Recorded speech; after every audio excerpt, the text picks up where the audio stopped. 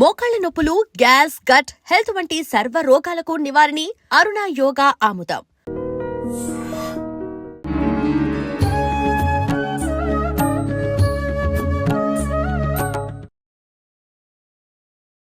నమస్కారం, welcome to I dream. ధర్మ మార్గం విత్ విజిత కార్యక్రమానికి స్వాగతం. ప్రస్తుతం మనతో పాటు ఉన్నారు బ్రహ్మశ్రీ యనమన్ర వేణుగోపాల శాస్త్రి గారు, శ్రీయానందనాథ గురువర్యులు, ఆగమద్యుమని బిరుదాంకితులు, వేదాంత ధర్మశాస్త్ర ప్రవర్తకులు, శ్రీ విద్యోపాసకులు, అనేక చండీ యాగాలను, రుద్రయాగాలను, 5 కోటి గాయత్రి యాగాలను నిర్వహించిన వారు, అనేక దేవతా ప్రతిష్టలు చేయించిన వారు, సనాతన గురుకులాశ్రమ శ్రీ విద్యాపీఠం, మరకత గాయత్రి మందిరం కొవ్వూరు ప్రతిష్టాపకులు, సాక్షాత్తు పరదేవతా స్వరూపులు గురుగారు మనతో పాటు ఉన్నారు. ఇప్పుడు వారితో మాట్లాడి మరిన్ని విషయాలు తెలుసుకుందాం. ముఖ్యంగా మహాశివరాత్రి పండుగ రాబోతోంది.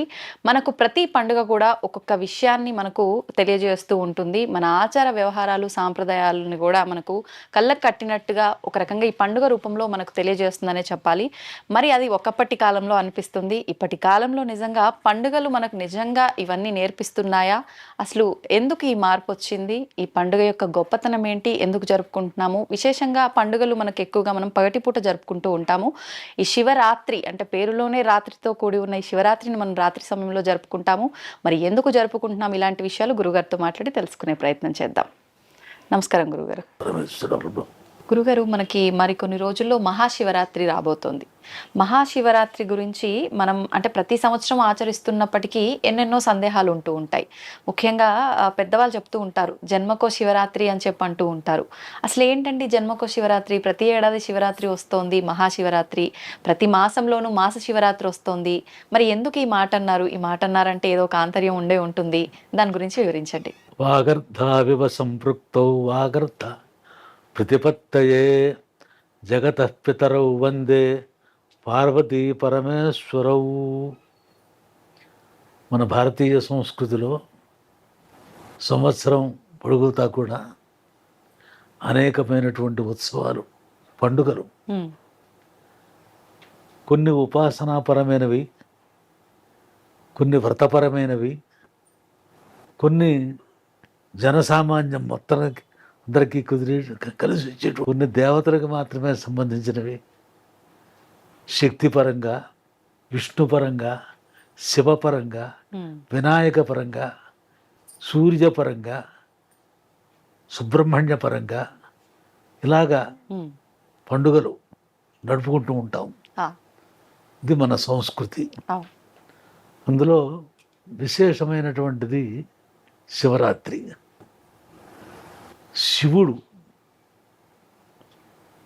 శివుని ఉద్దేశించిన రాత్రితో కూడిన పండుగ. అవును, సర్వసామాన్యంగా పగటిపూట పండుగలు ఉంటుంటాయి. అవునండి. శివరాత్రి ప్రధానం ఏమిటి అంటే రాత్రే. శివుడు లింగాకారంగా ఆవిర్భవించినటువంటిది రాత్రి. దాక్షాయిణి వినియోగం చేత తపస్సు చేసుకుంటూ భిక్షుకుడు అక్కడక్కడ దేశమంతా కూడా తిరుగుతున్నాడు. అంటే పరమేశ్వరుడికి వియోగం అనేది లేదు, కానీ తపస్సు అనేటువంటిది ముఖ్యం. ఏ కారణంతో ఆయన తపస్సు చేస్తున్నాడో తెలియదు. అలాగా దేశమంతా తిరుగుతూ ఉండగా ఆయన యొక్క రూపాన్ని చూసి మోహించడం, మునిపుత్రులు, ఋషులు కోపగించుకోవటం, దాంతో ఆయన్ని శిలాకారం అయిపోదుగా కరిసిప్పించడం జరిగింది. అందుచేత శిలారూపంగా భూనభూంతరాలను వ్యాపిస్తున్నాడు ఆయన. జగత్తంతా కూడా శిలామయం, శివలింగాకారం అయిపోతుంది. అప్పుడు దీన్ని ఒక నిరోధించాలి లోకం అనే ఉద్దేశంతో, ఆ ఉగ్రతను శాంతింపజేయాలనే ఉద్దేశంతో మార్గం యోచన చేశారు. బ్రహ్మ, విష్ణు, పరమాత్మ 3 రూపాల్లోనే ఉన్నాడు కదా. మరి బ్రహ్మ విష్ణు మహేశ్వరాత్మకంగా ఆయనే పరమాత్మే ఆవిర్భవించాడు సగుణంగా. ఈ 3 రూపాల్లో ఉన్న తత్వం ఒకటే. కాకపోతే సృష్టికార్యం బ్రహ్మ, స్థితికార్యం విష్ణువు, లయకార్యం శివుడు. శివుడు.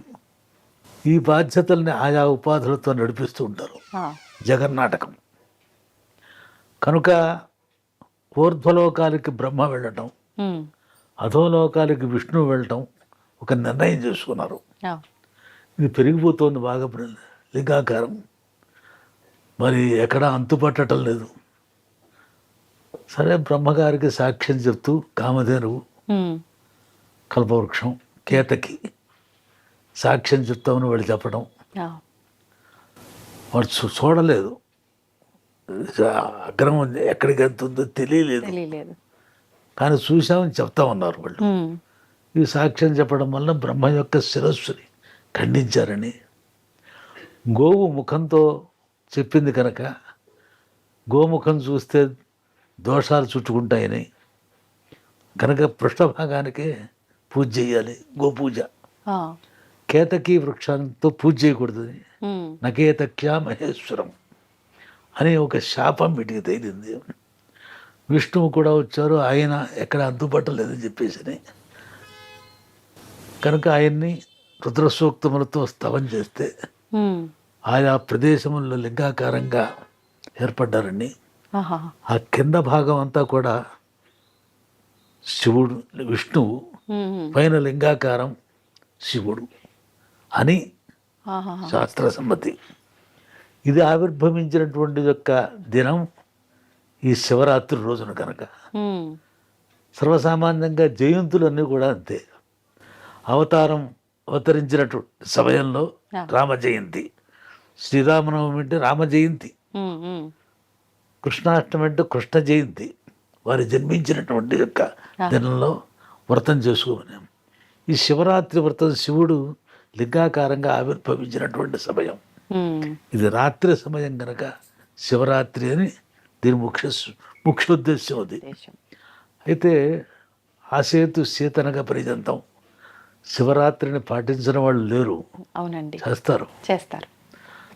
ఇది ముఖ్యంగా జాగరణ ఉండటం, ఉమ్, లింగోద్భవ కాలానికి రుద్రుడు అభిషేకం చేయటం, ఇది సార్వత్రికంగా అవును. సార్వజనీనంగా కనబడుతున్నటువంటి విషయం. అసలు వాస్తవంగా లింగోద్భవ కాలము అంటే ఎంతసేపు ఉంటుంది గురువుగారు? నైట్ 12 నుంచి ప్రారంభమా? నిషీధం, నిషేధం.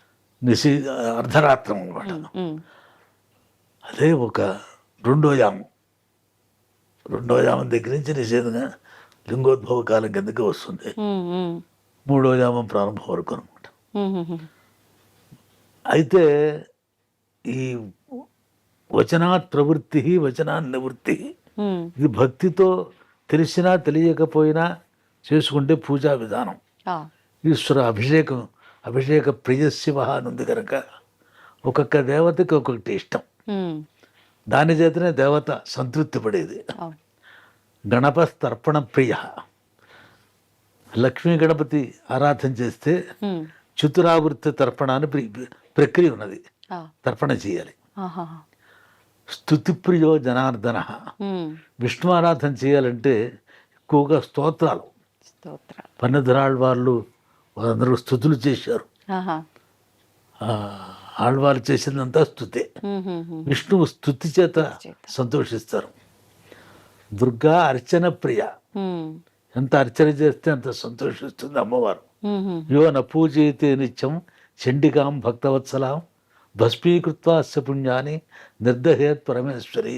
ఆ, చండి ఎంత చేసినా మరి అర్చన కనుక చేయకపోతే ఉమ్, వారి పుణ్యం పాడు చేసి వాళ్ళని ఆగ్రహిస్తుంది కూడా ఉంది వాళ్ళ మీద. ఆహాహా, కనుక అర్చన చేయాలి. ఉమ్, దుర్గా అర్చన ప్రియ, చనప్రియ. అభిషేక ప్రియశివ, మార్తాండో నతివల్లభ. ఉమ్, సూర్యుని యొక్క అనుగ్రహం కలగాలంటే నమస్కారాలు చేయాలి. ఉమ్, సూర్య నమస్కారముల చేత సూర్యుడు సంతోషపడతాడు. కనుక అభిషేక ప్రియశివ, శివుని యొక్క అనుగ్రహం కలగాలంటే అభిషేకం చేయాలి. ఇది సార్వత్రికంగా అందరికీ తెలిసిన విషయం. ఈశ్వరుని అభిషేకంతోనే చేస్తూ ఉంటారు. అవును. అయితే దేంతో ఆరాధన చేయాలి? ఉమ్, సూత సంహితలో ఈశ్వరారాధన ప్రకరణం ఉంది. ఆ, స్త్రీలు శూద్రులు మొత్తం అందరూ కూడా ఆచరించుకునే విధానం ఒకటి ఉంది. స్త్రీలకు నియమాలు ఏం లేవా అండి శివారాధనలో? నియమాలంటే వాళ్ళకుండే నియమాలు వాళ్ళకు కూడా ఉన్నాయి. ఉమ్, ఉమ్, ఈ ఉపవాస నియమాలు ఇవన్నీ కూడా వాళ్ళకు కూడా ఉన్నాయి. ఉమ్.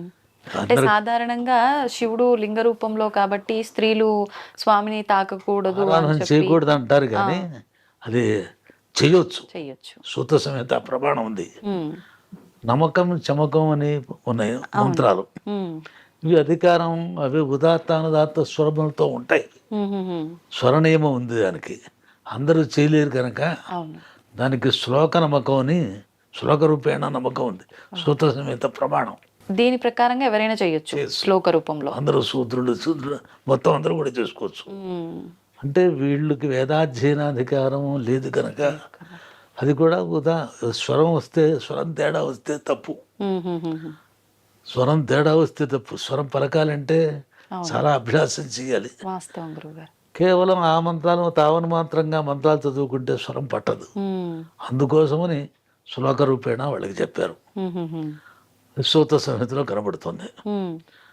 ఇవన్నీ కూడా అందరికీ అందుబాటులో ఉండే విషయాలు కాకపోవడంతో స్త్రీలు అభిషేకం చేయటం అనేది ఎక్కడ కనపడదు. వరలక్ష్మి వ్రతం చేసినట్లుగా, అవునండి, ఈశ్వర వ్రతం చేసినట్టుగా ఎక్కడ కనపడదు. మగవాళ్ళు చేస్తూ ఉంటే వాళ్ళు సహకారం చేయటం, ఇది తప్పితే స్వయంగా ఆరాధన లేదు. చేయొచ్చు. ఈ విషయం గుర్తించాలి. వచనాత్ ప్రవృత్తి వచనాన్ నివృత్తి. మన భారతీయ సంస్కృతిలో మన ఇష్టం వచ్చినట్టు మనం చేయకూడదు. శాస్త్ర విధిముత్సృజ్య వర్తతే కామకారత న ససిద్ధిం అవాప్నోతి న సుఖం న పరాంగతిం. శాస్త్ర విధానాన్ని పాటించకుండా తమ ఇష్టం వచ్చినట్టుగా కనుక చేసినట్లయితే దానివల్ల సిద్ధి లేకపోగా పరాగతి కూడా ఉండదు అన్నారు భగవద్గీత ప్రమాణం. కనుక మనం ఏం చేసినా హర్షం ఋషి వాక్యం ఉందా లేదా. ఋషులు పక్షపాత రహితులు. వాళ్ళకి ఏం అక్కర్లేదు, పక్షపాతం అవసరం లేదు వాళ్ళకి. వాళ్ళు తరిస్తూ లోకాన్ని తరింపజేయాలనే ఉద్దేశ్యం. హర్షం మొత్తం ఆరిజం చేసేయాలి జగత్తంతా కూడా వాళ్ళ తాత్పర్యం అది. కనుక అందరూ తరించాలనే ఉద్దేశంతో చెప్తారు కనుక ఋషివాక్యం ఎలా ఉంటే అలా చేయాలి మనం. మన సంప్రదాయం అది. వచనాత్ ప్రవృత్తి వచనాన్ నివృత్తి అని. అయితే ఋషివాక్యం ఉన్నా కొన్ని పాటించుకోలేకపోవటం వల్ల చేయరు కొందరు, పాటించుకోవాలన్న అవకాశాలు లేకపోవటం వల్ల చేయరు కొందరు. ఏదైనా ఒక ఉపవాసం ఉండటం అనేది సార్వజనీనకం, అందరికీ తెలిసిన విషయం అది. అసలు ఏం చెయ్యాలి, ఏంటి ఉపవాసం అంటే? కొంత మర్చిపోరు, ఒక కాలక్రమేణా మర్చిపోవడం జరుగుతుంది. విద్వాంసుల సైతం కూడా అవకాశాలు లేక చేయకపోవచ్చు. కానీ ధర్మసింధులో ఈశ్వరుణ్ణి అష్టయామ పూజలు చేయమన్నారు. యామ పూజ అని అంటే ఏంటి గురుగారు? యామ పూజ, యామం అంటే 3 గంటలు. ఈ సూర్యోదయం మొదలుకొని మరునాడు సూర్యోదయం వరకు 24 గంటల్ని 3 గంటలతో విభాగం చేసుకొస్తే 8 విభాగాలు వస్తాయి. 8 యామాలు. యామం అంటే జాము, యకారానికి జకారానికి తేడా లేదు. యమున అంటారు, జమున అంటారు. అందుచేత యామం అంటే జాము, 3 గంటలు ప్రమాణం దానికి. యామ పూజా విధానం ధర్మసిద్ధులో కనబడుతుంది, నిర్ణయసిద్ధులు కూడాను. ఔత్తరాహికులు కూడా యామ పూజా విధానం చేస్తారు. అంటే ఈ చేయటంలో తాత్పర్యం ఏమిటి, అసలు ఈశ్వరారాధన యొక్క ఉద్దేశం ఏమిటి అని అంటే, ఈశ్వరుడు ఏ రూపంగా ఉన్నాడు? ముందర లింగ రూపంలో ఉన్నాడు. లింగ రూపంగా మనం ఆరాధన చేస్తున్నాం కాదు, కనపడుతున్న జగత్తంతా ఈశ్వరుడే. అష్టమూర్తి అని ఈశ్వరుడి పేరు. 8 మూర్తులు కలవాడు. వేదంలో రుద్రుడు అంటే ఎవరు? అగ్నే. రుద్రో వాజేష యదగ్ని. రుద్రుడు అంటే ఎవరయ్యా అంటే అగ్నే రుద్రుడయ్యా అని వేదం చెప్తోంది.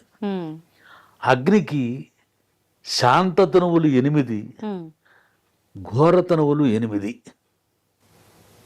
ఘోరంగా ఉండే తనువులు 8, శాంతంగా ఉండే తనువులు ఇవి. ఉమ్, ఉమ్, ఉమ్. అవి వేరు ఇవి వేరు కాదు, అవే ఘోరంగా ఉంటే అన్నీ ఒక్కటే. అదే ఘోరంగా ఉంటే ఘోరాతనం అన్నాం. ఆ, ఆ ఘోర పాపకాశని. శాంతంగా ఉంటే శాంతతను అన్నాం. ఉమ్, ఉమ్, ఉమ్. ఘోరంగా ఉంటే రుద్రుడని, ఉమ్, శాంతంగా ఉంటే శివుడని. ఆయన్ని స్తోత్రం చేయాలంటే ఉమ్. ముందర కోపం శాంతింపజేయాలి. అవును. బాగా తమో గుణం కనుక, ఉమ్. తమో గుణం నుంచి ఆవిర్భవించిన రూపం అది ఓహో. కనుక ఆ కోపం విపరీతమైనటువంటి కోపంతో ఉంటుంది అనమాట. ఉమ్, కనుక ఆ కోపాన్ని శాంతింపజేయాలి. ఉమ్, చేతనే అభిషేకం చేయటానికి నమ్మకం అని అంటారు. ఉమ్, ఉమ్. నమ్మకం అంటే నమః నమః నమః అని ఎక్కువ వస్తుంది కనుక దాన్ని నమ్మకం అన్నారు. ఆ. అసలు రుద్రాధ్యాయం దాని పేరు. ఉమ్, ఉమ్. దాని శతరుద్రీయం అని కూడా దానికి పేరు ఉంది. ఆహా. అంటే ఎంతమంది ఎన్ని శాఖలు ఉన్నా ఉమ్, అందరూ కూడా రుద్రుని ఆరాధన చేయాలంటే దీంతోనే నమ్మకంతో. చేయాలి ఒకటి. ఉమ్, దాని తర్వాత శతరుద్రములు ఉమ్, స్వరూపం అంతా కూడా దాంట్లో ఉంది. ఉమ్. అనంతమైన రుద్రుడి యొక్క స్వరూపం కూడా దాంట్లోనే ఉన్నది. వాళ్ళకి సంబంధించిన వివరణ. వివరణ ఆహా. అంతా కూడా రుద్రుడు ఏ ఏ రూపాల్లో ఉంటాడో ఉమ్, ఉమ్, ఉమ్. దాన్ని శాంతపరచడం, సమాజానికి ఇబ్బంది లేకుండా ఉమ్, ఉండటం కోసమని ఆ రుద్ర రూపాలని కూడా శాంతింపజేయడం అన్నమాట. ఉమ్. అందులో మొట్టమొదటిలో చెప్పేది ఏమిటి? నమస్తే రుద్ర మన్యబభూతోత ఇషవే నమః, నమస్తే అస్తు ధన్వనే బాహుభ్యాముతతే నమః అని. ఆయన ధనస్సు ఎక్కుపెట్టి ఉంచాడు, బాణం ఉమ్, సిద్ధంగా ఉంది. ఎవరి మీద పడుతుందో ఏం చేస్తాడో తెలియదు, కోపం వచ్చినట్టు. క్రుద్ధో అన్యాత్ పితృనపి. కనుక ఆయన మమ్మల్ని బాధించకుండా ఉండాలని కోరుతారు కదా, అంతే. నన్ను మాత్రమే చేయగలని కోరుతారు కోపం వచ్చిన వాడిని. అవును. ముందర కోపానికి నమస్కారముగాక అన్నారు. ఆహా. నమస్తే రుద్ర మంజవే, ఓ రుద్ర నీ కోపానికి నమస్కారముగాక. ఉతోత ఇషవే నమ, దాని వెనకాల ఉన్నటువంటి బాణం. ముందర కోపాన్ని శాంతింపజేయాలి. ఆ బాణానికి నమస్కారం. ఉమ్. బాణాన్ని ఎక్కుపెట్టినటువంటి ధనస్సుకి నమస్కారం. ఆ. నమస్తే అస్తు ధన్వనే. దాన్ని ఎక్కుపెట్టాలంటే బాహువులు కావాలి కనుక ఆ బాహువులకి నమస్కారం చేసిన తర్వాత తే నమః, తర్వాత నీకు నమస్కారం అని రుద్రుడికి తర్వాత నమస్కారం చేస్తారు. ఉమ్, ఉమ్, ఉమ్. ముందర కోపాన్ని శాంతింపజేయటం అంటే తమో రూపమైనటువంటి తమో గుణం కనుక కోపంతో ఉంటాడు రుద్రుడు. ఉమ్. ఆ రుద్రత్వాన్ని శాంతింపజేయాలి. ఈ 8 తనువులు అగ్నికి ఏ ఏ రూపాలు ఉంటాయో వేదాలు వర్ణించినాయి. ఉమ్. అవన్నీ కూడా జగత్ స్వరూపమే. ఆ. అవి మనం గుర్తించలేం కనుక ఈ అవతారంలో మనం చూస్తే, రుద్రుని యొక్క అవతారంలో చూస్తే ఉమ్. అష్టమూర్తి 8 మూర్తులు కలవాడు. దక్షిణామూర్తి స్తవంలో కూడా భూరంభాంశలులోనులోంబరభ నాథో హిమాంశు ప్రభా ఉమ్. అని దక్షిణామూర్తి స్తోత్రంలో కూడా శంకర్లు వారు చెప్పారు. ఉమ్. ఒక్కొక్క శ్లోకం ఒక్కొక్క పృథివీ అదే మూర్తి రూపం. మూర్తి రూపం. ఉమ్. ఈ 8 మూర్తులు అసలు ఏమిటి? జగత్తును నిర్వహిస్తున్నవి. ఈశావాస్యం జగత్ సర్వం, ఉమ్. జగత్తునంతా నిర్వహిస్తున్నటువంటి స్వరూపం. ఇది సత్యం, ఆ. ఇది గ్రహించాలి. అదే ఈశ్వరతత్వం. ఉంటే ముందర పృథివీ, పృథ్వీ. ఇది లేనిది నిలకడ లేదుగా. అవును. జీవరాశికి నిలకడ కావాలిగా వాస్తవం. పృథివీ. అవును. దేవతలకు కావాలన్నా భూమి కావాల్సిందే. ఇక్కడ యజ్ఞయాగాది క్రతువులు చేస్తే అగ్రమ ప్రాస్తాకుది సభ్యక ఆదిత్య ఉపతిష్టదే కనుక భూమి చాలా అవసరం. ఉమ్. సమస్త ప్రాణికోటికి కూడా భూమి అవసరం. ఉమ్. అర్థం భూమి. తర్వాత నీరు, ఉమ్. నీరు లేనిది ప్రాణాలు నిలబడవు. అవును. సమస్త ప్రాణికోటికి కూడా నీళ్లు కావాలి. ఉమ్. ఆపహ. తర్వాత తేజస్సు, ఉమ్. గాలి కావాలి. గాలి, పృథివీ, ఆపహ, తేజ, వాయు, ఆకాశం. ఉమ్. సరే, ఆకాశం శబ్దగుణకం ఆకాశం. ఆ. సూర్యుడు, చంద్రుడు ఉమ్. యజమాని. యజమాని అంటే యజ్ఞయాగాది క్రతువులు వచ్చేసేటువంటి యజమాని. ఉమ్. ఉమ్. ఉమ్. ఆ క్రతువులు ఆహితాగ్ని లోక కళ్యాణార్థం చేస్తూ ఉంటారు. ఆహా. ఈ వేదాధ్యయనం చేసి వేదోదిత కర్మానుష్ఠానం చేయాలి. ఉమ్. ఎవరి కోసం? ఆ. లోకక్షేమం కోసం. లోకంలో ఉపద్రవాలు లేకుండా అవును. సస్యశ్యామలం కావడానికి, ప్రజలందరూ సుఖించడానికి ఉమ్, భారతదేశంలో యజ్ఞములు చేయాలి అని వేదం చెప్తోంది. ఆ, కనుక వేద ఆ సంప్రదాయ ప్రకారం యజ్ఞాలు చేస్తారు. ఉమ్, ఆ యజ్ఞాలు చేసే యజమాని ఒక రూపం, ఉమ్. చేసే యజమాని ఆ కూడా రూపంలో కూడా శివుడిది ఒక రూపం. అలా భావించాలి. చెప్తుంది. లేకపోతే జగత్తుకి ఉపద్రవం కదా మరి. ఆ, కనుక వీటిని శాంతింపచేయాలి. ఉమ్, మరి అది రుద్రుడు కోపం వచ్చిందంటే, ఉమ్, ఇప్పుడు భూమి ఉంది, ఆయన రుద్రస్వరూపమే. ప్రకంపనలు వస్తే ఎవ్వళ్ళు కూడా ఏం చేయలేరు. అంతే. వస్తుందని సూచించగలరేమో కానీ ఉమ్, వచ్చిన వాటిని మాత్రం నిరోధించలేము. వాస్తవం గురుగారు.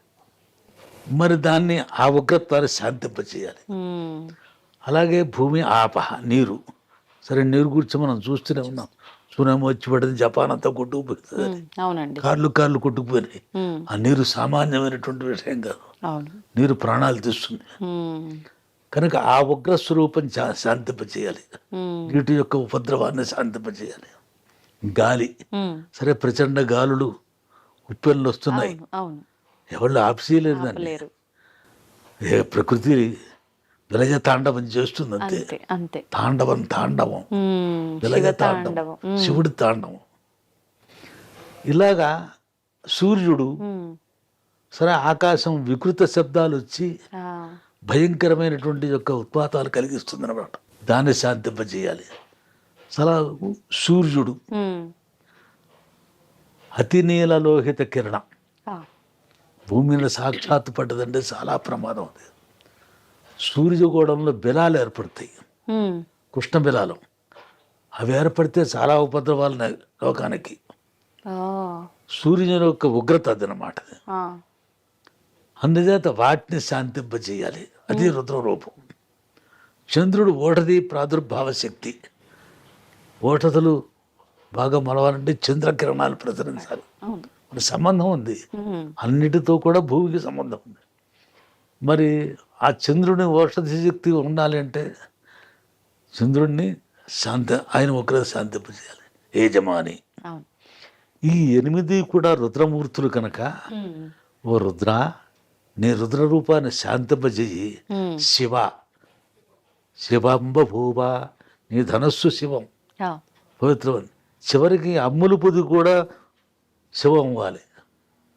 శివం అంటే మంగళం, ఉమ్, ఉమ్, శాంతించాలి. ఓకే. అమ్ముల పొది కూడా అన్నట్టు బాణాలు పెడతాడు కదా. అవును, అవును. ఈ రుద్రులు భూమి యందు అన్నరూపంగా ఆ, వేధిస్తారు. అన్నరూపంగా, అన్నమే అద్యతే అత్యజ భూతాన్ని ఉమ్, తస్మాదన్నం తదుచ్యతే. ప్రాణుల చేత తినపడేది కనుక అన్నం. మనం తింటున్నాం అన్నాన్ని. అవును. అదే ఎక్కువ తింటే, శాస్త్ర విధానం పాటించకుండా తింటే అది మన తింటుంది. ఆ, అత్యజ భూతాన్ని, ప్రాణులను కూడా తింటుంది. తింటుంది. కనుక ఆ రుద్రుని యొక్క రూపం ఆ విధంగా ఉంటుంది.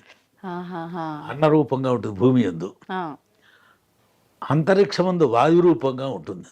ఉమ్, సప్తవ ఏకోన పంచాశత మరుత్తులు, గణాలు 7 గణాలనే మొత్తం. ఉమ్, మనకు తెలిసినవి 7. 7. సైన్స్కి అందేవి కూడా 7 అందుతున్నాయి. కానీ 48 గణాలు 48. వాయు గణాలు. ఓహో. అంతరిక్షంలో కూడా అంతరిక్షం అంతా కూడా వాయు స్వరూపమే. ఉమ్, ఉమ్, కనుక వాయు, అంతరిక్షం,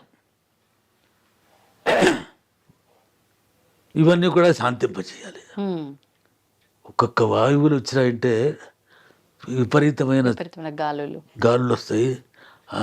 పురుగులు ఉమ్, గాలిపాటుకు వచ్చేస్తాయి, ఓ, అప్పటికప్పుడు పుట్టుకొచ్చేస్తాయి. ఆహాహా. క్రిములు ఏర్పడతాయి. చిన్న క్రిములు. ఆ, ఈ వాయువులు 7 రకాల వాయువుల్లో ఏవేవి ఎలా ఉంటాయి? విద్యున్మాసు ధూపజ స్వాపజో గృహమేధాశ్చేతే. ఆ వాయువులన్నీ వర్ణించింది వేదం. ఇవి ఎక్కడెక్కడ ఉంటాయి, ఏవేవి ఉపద్రవాన్ని కలిగిస్తాయి, అన్నీ కూడా వేదం వర్ణించింది. ఉమ్, వాటిని శాంతింపజేయటం, ఉమ్, వాయువుని. ఇంకో మార్గం లేదు. అంతే. వాటిని ప్రకృతి ఉపద్రవం వస్తే వహించాల్సిందే కానీ ఉమ్, దాన్ని శాంతింపజేసే శక్తి ఇప్పటి వరకు ఏర్పడలేదు, ఏర్పడదు కూడాను. ఆ, ప్రకృతి ఉపద్రవాన్ని శాంతింపజేసే శక్తి దీనికి లేదు. రాకుండా చేసే ఉపాయాలు చూసుకోవచ్చు. ముందుగానే మార్గాలు ఉన్నాయి కానీ వచ్చిన తర్వాత ఏమీ చేయలేదు. ఏం చేయలేదు. వచ్చిన తర్వాత శాంతింపజేసే శక్తి వేదానికి ఉంది. అవునా? ఇప్పుడు వాటి ద్వారా చెప్పిందే ఈ 8 మూర్తుల్ని శాంతింపజేయటమే శివరాత్రి యొక్క ఉద్దేశం. నామ పూజలు. Okay okay. ఈశ్వరుడికి 8 నామాలు ఉన్నాయి. 8 నామాలతో పూజ చేస్తూ ఉంటారు. భవాజ దేవాజ నమః, సర్వాజ దేవాజ నమః, ఈశానాజ దేవాజ నమః, పశుపతయే దేవాజ నమః, రుద్రాజ దేవాజ నమః, ఉగ్రాజ దేవాజ నమః, భీమాజ దేవాజ నమః, మహతే దేవాజ నమః. దీంతోనే తర్పణ చేస్తారు. ఈశ్వర పూజా విధానంలో వస్తుంది అది. ఈ 8 మూర్తులకి 8 నామాలు. మూర్తికి ఆ నామానికి సంబంధం ఉంది. భవ అంటే పృథివీమూర్తి. పృథివీ అందేగా, పుట్టుక చావు అన్నీ కూడా పృథివీ అందేగా. భవ అంటే పుట్టుక, భవ అంటే సంసారం, భవబంధాలు అంటూ ఉంటారు. భవ దాన్ని శాంతింపజేసేవాడే ఈశ్వరుడు. భవాజ దేవాజ నమః పృథివీమూర్తి భవ, శర్వాజ దేవాజ నమః రెండోది శర్వ. శ్రూహింసాయాం హింసించేవాడు శర్వుడు. నీరు ఎక్కువైందా ప్రాణాలు పోతాయి, నీరు లేదా ప్రాణాలు పోతాయి. నీరు లేకపోయినా ప్రాణాలు పోతాయి. హింసించడమే. నీరు ఎక్కువైనా ప్రాణాలు పోవటమే. హింసించేటువంటి యొక్క స్వరూపం కనుక జలాన్ని జలానికి అధిష్టానం శర్వ. ఇలా ప్రతి నామానికి కూడా అనుసంధానం ఉంది. భయంకరమైనటువంటి శబ్దాలు అవి లేకుండా ఉన్నాయికనే సరిపోతుంది. చండీ సప్తశతిలో రాక్షసులు బాగా విజృంభించినప్పుడు వికృత శబ్దాలు వినపడేవిట. దానికి తలడిల్లిపోయి ప్రాణాలు విడిచిపెట్టి ప్రాణులు చచ్చిపోయేవాడు చాలామంది. అందుచేత ఆ శబ్దాలు శాంతింపజేయాలంటే రాక్షసుల్ని దునుమార్చాలి. అందుకు అమ్మవారు ఏర్పడింది, అవతరించింది అని చండీ సప్తశతిలో చెప్తారు. అది ఈ ప్రకృతిలో ఈ ఉపద్రవాన్ని శాంతింపజేయటానికి ఋషులు అనేకమైన ప్రక్రియల్ని కనుగొన్నారు వేదముల ద్వారా. కనుక ఈ రకమైనటువంటి, అలాగే సూర్యుని గోళంలో బిలాలు ఏర్పడితే లోకానికి ఉపద్రవం కనుక కృష్ణ బిలాలు వస్తే ఉపద్రవాలు ఉన్నాయి. ఈ అరిష్టాలు తొలగించడం కోసమని సూర్యారాధన, ఆ రుద్రరూపుడైనటువంటి ఆ సూర్యుడు శాంతించాలి అని ఒక్కొక్క యామానికి ఒక్కొక్క మూర్తి. 8 యామాలకి ప్రథమ యామం పృథివీ, పృథివీమూర్తి భవ, భవ అనే పేరుతో పూజ చేయటం. రెండో యామం జలం, జలమూర్తి, జలమూర్తిని శర్వ అనేటువంటి దాంతో పూజ చేయటం. శర్వాణి. మరి అమ్మవారు కూడా శక్తి కూడా ఉంది కదా, మరి దాంట్లో ఒక శక్తి ఉంది. ఆ శక్తిని కూడా శాంతింపజేయాలి. ఉగ్రమైన శక్తి ఉంది, దాన్ని శాంతింపజేయాలి.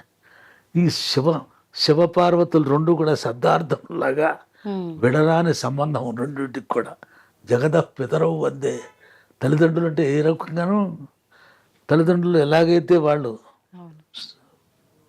సంతానాన్ని పోషిస్తారో అలాగే శివపార్వతులు 8 మూర్తులతో ఉండి వీళ్ళని జగత్తునంతా కూడా రక్షణ చేస్తారు.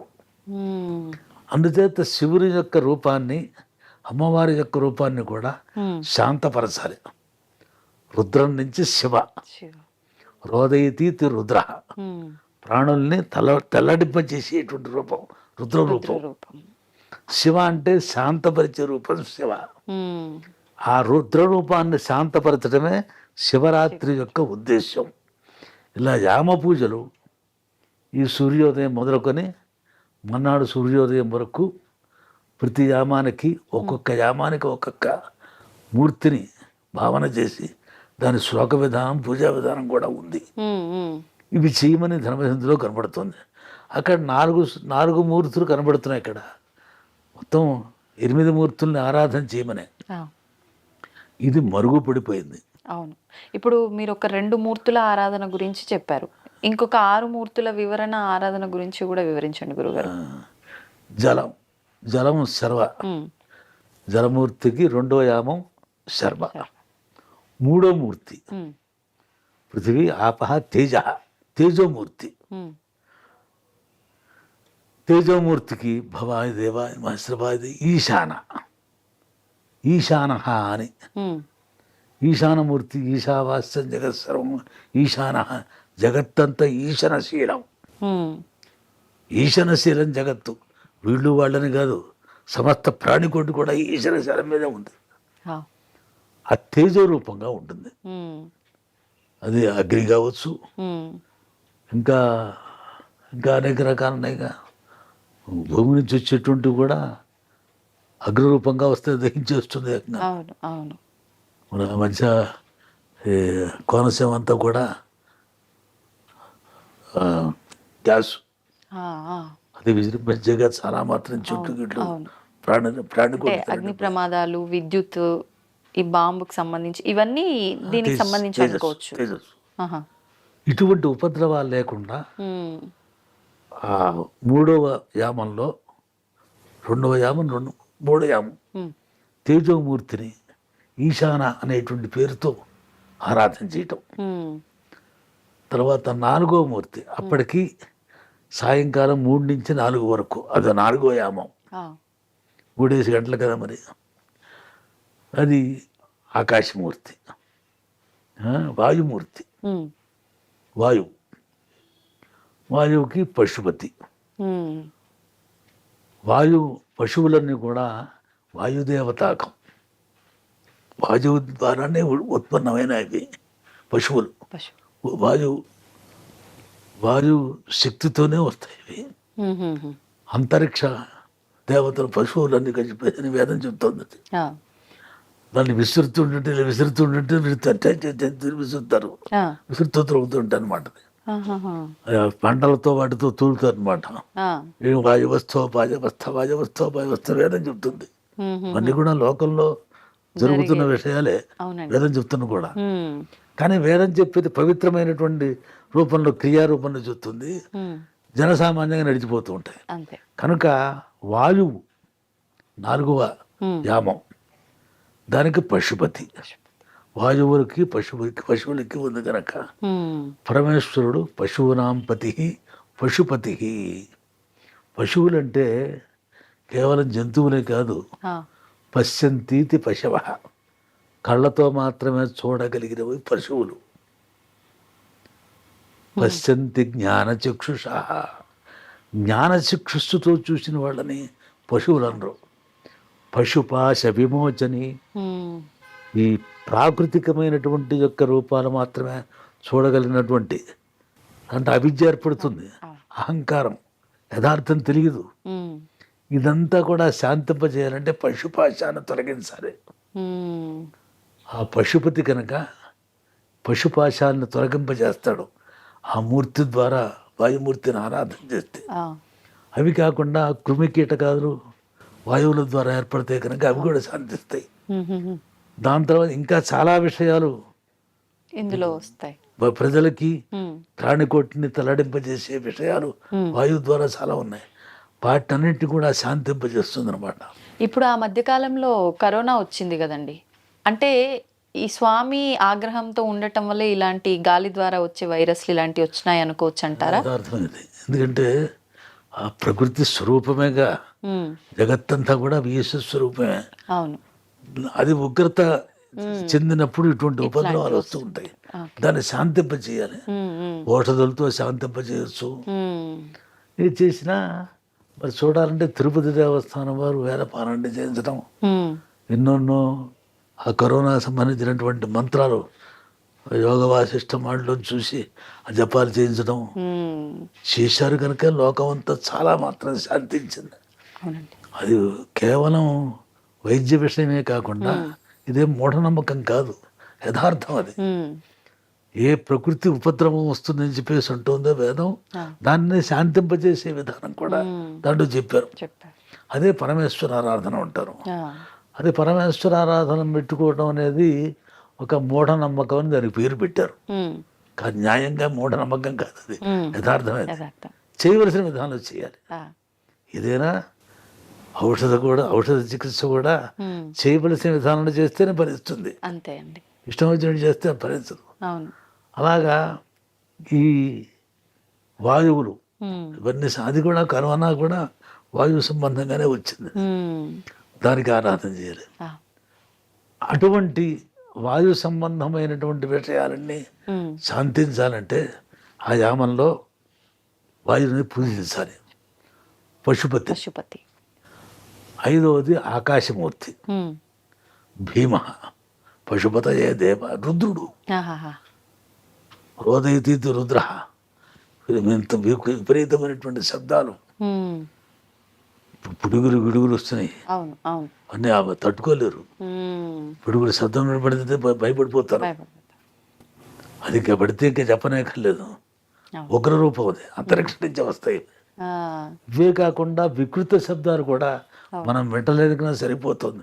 ప్రకృతి చక్కగా నడుస్తుంది. ఉమ్. అంతరిక్షంలో చాలా చాలా విషయాలు ఉన్నాయి. ఎటువంటి ఉపద్రవాలు ఆకాశం నుంచి వస్తాయో వేదం వర్ణించింది. ఉమ్. అవి ఇప్పుడు లేవు. ఆహాహా. శాంతంగా ఉంది. అవి విజృంభించే పరిస్థితులు వస్తాయి. ఉమ్. వాటిని శాంతింపజేసేటువంటి యొక్క శక్తి దానికి. ఆకాశమూర్తి ఆకాశమూర్తిని రుద్రాజ దేవాజ నమః. రుద్రుడు అనేటువంటి పేరుతో ఆకాశమూర్తిని ఆరాధన చేయమన్నారు. తర్వాత సూర్యమూర్తి. ఎన్నో యామం? ఉమ్. ఇప్పుడు 5 యామాలని ఆరో. ఆకాశమూర్తి వరకు. ఉమ్. 6వ యామం సూర్యమూర్తి. మూర్తి. ఈ 6వ యామం వచ్చినప్పుడు లింగోద్భవ కాలం. ఓ. సూర్యమూర్తి ఈ రుద్రమూర్తికి ఉమ్. అభిన్నం. అసౌయస్తామ్రో అరుణభుత బభ్రుస్సు మంగళ. ఆదిత్యాత్మకుడు శ్రీరుద్రుడు. ఉహుం. ఆదిత్యాత్మకుడే శ్రీరుద్రుడు. ఆ. మనం ప్రత్యక్షంగా కనపడుతున్న దైవం ఉంది. మరి సూర్యుడు కనుక లేకపోతే జగత్తు లేదు. సూర్యుడు కనపడకపోతే భోజనం చేయకూడదుట. ఆ. ఆ నియమాలను పూర్వం ఇప్పటికి కూడా ఉన్నారు. ప్రాచీన సత్య సంప్రదాయంలో స్త్రీలు కొందరు సూర్యుడు కనపడితే భోజనం చేయరు. ఆ. కనపడకపోతే ఓకే ఓకే. ఇంకా వారం రోజులైనా అలాగే ఉండిపోతారు, ఆ. భోజనం చేయరు. ఇది సూర్యునికి మనకి సంబంధం ఉంది. ఉమ్. సూర్య ఆత్మ జగతస్తస్య. ఉమ్. జగత్తులో ఉన్న కేవలం హిందువులే కాదు, ఉమ్. అందరిలో ఉన్న తత్వం, ఆత్మతత్వం ఉందే సూర్య ఆత్మ. ఉమ్. వాళ్ళ మతములు, సంప్రదాయాలు, వర్ణాలు వేరే వచ్చే విషయం వేరు. అవును. అది ఉపాధికి సంబంధించిన విషయం. ఉమ్. లోపల ఉన్న తత్వం మాత్రం సూర్య తత్వమే. ఓ. సూర్య ఆత్మ, ఇది గ్రహించాలి. ఉమ్. ఉమ్. వేదం చెప్తోంది అది. జగత తస్థుషస్య. ఆ. జగత్ అంటే జగమాత్మకమైన ప్రాణికోటి, ఉమ్. తిరుగాడేటువంటివి దేవతిరియ మనుష్యాదులు. తస్థుష అంటే స్థావరాత్మకమైనవి. తరులత గుల్మాదులు ఉమ్. ఇవి స్థావరంగా ఉంటాయి. ప్రదేశాలు అనుకోవచ్చా అండి? చెట్లు, ఆహా. లతలు, పర్వతాలు, నదులు కూడా ఆహా. ప్రవహిస్తూ ఉంటాయి అవి. ఉంటాయి. ఇవన్నీ కూడా ప్రాణికోటికి ఉపకరించేటువంటి సాధనాలు ఇవి. ఉమ్. ఉమ్. వాటిలో కూడా ఒక చైతన్యం ఉంది, చెట్లలో చైతన్యం ఉంది. ఉమ్. కనుక తస్థుషస్య, ఈ స్థావరాత్మకమైన ప్రాణికోటికి కూడా ఆత్మ సూర్యుడే. సూర్యుడే ఉమ్. లోపల ఆత్మ అనబడేటువంటిది విషయం సూర్యుడే. ఆ. ఆ సూర్యుడు శాంతించాలి, సూర్యుని యొక్క అనుగ్రహం కలగాలి. ఉమ్. ఆయన ఏ రూపంలో ఉంటాడు? పశువులు ఉగ్రాదేవుడు భీమ. ఉగ్రాజదేవాయ నమః. రుద్రాజదేవాయ నమః. ఉగ్రాజదేవాయ నమః. ఉగ్రుడు. ఉగ్రుడు. ఆ సూర్య రూపమైనటువంటి రుద్రుడిని ఉమ్. ఉగ్రమూర్తిగా ధ్యానం చేసి శాంతపరచడం. ఇది అర్ధరాత్రి సమయం, లింగోద్భవ కాలానికి ఈ పూజ వస్తుంది. ఆ సమయంలోనే అందరి ప్రాణికోటి కూడా ఉమ్. ప్రతిమాపుడు చూసిన చేయకపోయినా ఆ సమయంలో పూజ మాత్రం చేస్తారు లింగోద్భవ కాలానికి, అవును గురు. నిషేధ కాలంలో. ఉమ్. తర్వాత చంద్రుడిని ఆరాధన చేయాలి. ఉమ్. ఓడది ప్రాదుర్భావం బాగా బత్తాకాయలు అలా ఉంటాయి, ఉమ్. నీరు ఉండదు. పైకి మాత్రం బాగా కనిపిస్తాయి, నీరు ఉండదు, రసం ఉండదు. అవును. అంటే ఓషధి ప్రాదుర్భావ శక్తి దాంట్లో లేదు. ఆ, ఇలాగ ఓషధులనే ఉంటే శక్తి ఉండదు. ఉండదు. బియ్యం కానీ ఏదైనా ఓషధి అంటే మనకు ఉపకరించేటువంటివన్నీ కూడా, ఉమ్, ప్రాణికోటికి ఉపకరించేవన్నీ ఆ, జంతుజాలానికి ఉపయోగించే గడ్డి, ఉమ్, దాంట్లో కూడా జీవశక్తి ఉంది. ఉంది. ఇవి తీసుకుంటాయి. అవి ట్రాక్టర్లతో మిషన్లతో దురిస్తున్నారు, అవును. అవి తింటలేదు. ఆ, ఇవి కోత కోసినటువంటి గడ్డి తిన్నట్టుగా అవి తినవు, ఆ, దాంట్లో జీవశక్తి పోతుందన్నమాట. ఓ, ఇలాగా యవసం సనో యవసమిచ్చతు. యవసం అంటే ఆహారం, ఉమ్, అది పర్జన్యుడు అనుగ్రహంతో వస్తుంది. అది ఉమ్, ఉమ్, వాటిని ప్రతి ప్రాణి కూడా కోరుతాడు, ఉమ్, కానీ దైవంగా మన కోరట్లా, తిరిగిట్లా. అవును. ఋషులు కనుక విగ్రహించి ఉమ్, వాటినన్నిటిని కూడా పూజా విధానంలో పెట్టారు. కనుక ఓటది ప్రాదుర్భావ శక్తి చంద్రుడికి ఉంది కనుక ఉమ్, ఆ చంద్రరూపమైనటువంటి చంద్రుడు ఏమిటి, గోళమే కదా, ఆ, అక్కడ ఉన్నది ఏమిటి అంటారు, భూమి గోళమే. కానీ దైవంగా మనం భావించట్లా. దైవం ఉంటే మనని రక్షించేది అదే, కాపాడేది అది, ఉమ్, ఉపద్రవాలు వస్తే బాధ పెట్టేది అదే. ఉమ్, ఈ విషయం ఉమ్, దైవంగా మనం గుర్తించాలి. ఆ, ఇంత మాత్రం చేత మూఢనమ్మకం కాదు, అదే యథార్థం అది. ఉమ్, అలాగే సోమమూర్తి 7వ మూర్తి, యజమానమూర్తి. ఉమ్, యజ్ఞయాగాది క్రతువులు చేసేటువంటి ఉమ్, మహానుభావులు ఉన్నారు, ఉమ్, వాళ్ళని అది రూపం, రుద్రరూపం అది. ఉమ్, ఆ యజమానమూర్తిని చివరి యామంలో పూజ చేయటం.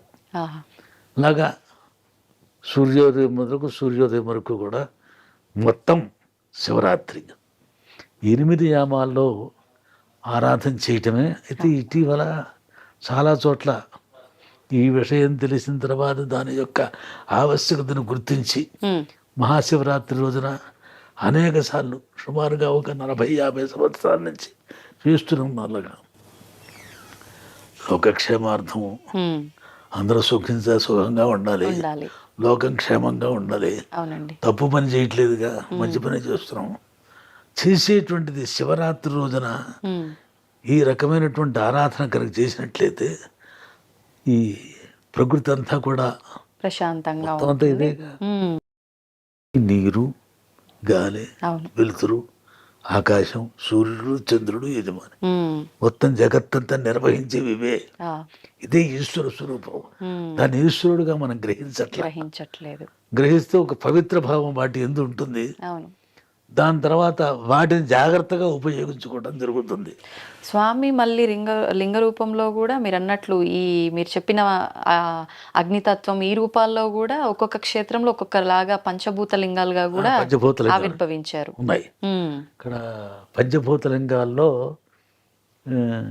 పృథివీ, ఉమ్, కంచి, ఉమ్, అక్కడ అభిషేకం నీళ్లతో పోయారు, ఆ, చదువుతారు అన్నమాట. అక్కడ ఊరికే ప్రోక్షణ ప్రోక్షణ చేస్తారు. ఎందుకనండి? పృథివీలింగం అది ఆహాహాహా. కనుక పృథివీ. ఆపోలింగం జంబుకేశ్వరం. ఉహుహు. మనకంటే కూడా పాశ్చాత్యులు దాని మీద ఎక్కువ విమర్శ చేస్తున్నారు, జంబుకేశ్వరం మొత్తం పంచభూతలింగాల మీద. ఆ, ఆ. పంచభూతాలకి వీటికి సంబంధం ఏమిటని ఏంటి అని? చాలా పరిశోధన చేస్తున్నారు. ఆ, పృథివీ ఆపహ. తేజోలింగం అరుణాచలం, అద్భుతమైన లింగం అది, అరుణాచలం. వాయులింగం కాళహస్తి. లోపల గాలికి ఇప్పటికే మన ప్రత్యక్షం కనిపిస్తుంది, లోపల గాలి ప్రసరించదు, అవును. దీపం మాత్రం మాత్రం, కదలాడుతుంటుంది. అవునండి, అవును. కనుక వాయు. ఉమ్, ఆకాశలింగం చిదంబరం, ఉమ్. అది కేవలం ఆకాశ రూపంగానే ఉంటుంది. అదృష్టవంతులకి శూన్యంగా శూన్యంగా ఉంటుంది. ఆకాశం, గగనం శూన్యం. ఉమ్, కానీ అక్కడ జాగ్రత్తగా కనుక చూస్తే దళం నటరాజస్వామి కొంచెం లేరగా కనిపిస్తుంది అంటూ. అవునా? అంటే అది అందరికీ కాదు. కాదు, అది ఏకాగ్రతతో చూడాలి, దర్శించాలి. ఉంది ఇక్కడ. ఉమ్, అది దర్శించడంగానే పక్కన నటరాజస్వామి దర్శిస్తాం ఆ, అని. ఆకాశలింగం. ఇలాగా పంచభూత లింగాలు అని కూడా ఉన్నాయి. ఉమ్, మరి ఇవే కాకుండా ద్వాదశ జ్యోతిర్లింగాలు, జ్యోతిర్లింగాలు 12 జ్యోతిర్లింగాలు ప్రతిజ్ఞంగా మనకు కనిపిస్తున్నాయి. వీటిల్లో ఏ శక్తి లేకపోతే ఎందుకు పెడతారు జనం? అవును, ఇప్పుడు కాదుగా, కొత్త కాదుగా, అంతే. పారంపర్యంగా అనాదిగా వస్తున్న విషయం. అవును గురుగారు. వస్తుందా లేదా అని నిదర్శనం మన పెద్దవాళ్ళు చూసాం. ఆ పెద్దవాళ్ళు చూశారు. పారంపర్యం అంటే అదే. అవును. మన వాళ్ళు ముత్తాత గారు ఇప్పుడున్నాడా? లేడు కనుక మనం లేడు అంటామా?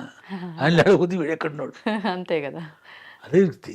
అవును. కనుక జనం పారంపర్యం అనేటువంటి దాన్ని మనం గుర్తించాలి. పెద్దల దగ్గర నుంచి వస్తున్నటువంటి యొక్క విషయం ఏదైతే ఉందో దాంట్లో సత్యం ఉంది. ఇక్కడ కొన్ని మరుగుపడిపోయి ఉంటాయి. వాటిని మళ్ళీ ఉద్ధరించటం, మంచి మార్గంలో సద్వినియోగం చేసుకోవటం, ఇది శాస్త్రము చేత ప్రతిపాదింపబడిన విషయం. యామ పూజా విధానం.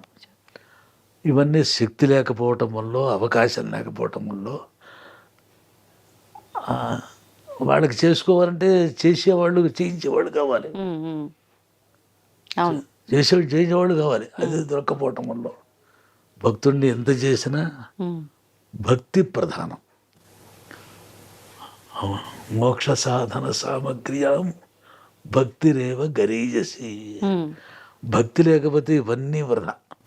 కానీ ఇప్పుడు భక్తి కన్నా కోరికల కోసం ఎక్కువగా ఆచరిస్తున్నాం కదా గురుగారు. మరి శాస్త్రం ఏం చెప్పింది? తప్పంటారా ఏంటి? తప్పు అనకూడదు. ఎందుకంటే చతుర్విధ భజంతే మాం సుకృతిరోర్జన అని ఆర్త జిజ్ఞాసు అర్ధార్థి జ్ఞానీచ భరతర్షభ. ఆర్తులు వాడి సంసారం కూడా పరిస్థితి తెలియదు, ఆర్తితో స్తుతిస్తారు. వాడు పాండురంగ భక్తులందరూ ఆర్తులు. వాడు అర్థత్రాణపరాయణ స భగవాన్ నారాయణో మిగతి. ద్రౌపది ఆర్తితో స్తుతించింది. ప్రహ్లాదుడు, వీళ్ళందరూ ఆర్త భక్తులు. జిజ్ఞాసు, భగవంతుడు ఎలా ఉంటారో తెలుసుకోవాలి, ఆయన తత్వం ఏంటో తెలుసుకోవాలి అనే ఉద్దేశంతో ఉంటారు కొందరు. అర్ధార్థి, ప్రయోజనాన్ని అపేక్షించి ఆరాధన చేస్తారు భగవంతుడిని. ఈ జనాభా ఎక్కువ. అవునండి. వీళ్ళని వదిలిపెట్టాడు ఆయన భగవంతుడు. వీళ్ళని జాగ్రత్తగా చూసుకుంటాడు. కోరికలకు మొక్కుబళ్ళు గిక్కుబళ్ళు ఉంటాయి, తప్పనకూడదు. వాళ్ళకు ముందు కనుకే వాళ్ళు ఆరాధన చేస్తున్నారు. జ్ఞానికి ఇవేం పట్టవు, భగవంతుని ఆరాధన చేయటమే. వాళ్ళే భక్తులు కాదు, వీళ్ళందరూ కూడా భక్తులే. చతుర్విధ భజంతేమో ఉంది కనుక. అయితే భగవంతుడిని ప్రయోజనంతో ఆరాధన చేయకూడదు, న్యాయం కాదు. అంత సంస్కారం అబ్బాలిగా అందరికీ అంత రాదండి.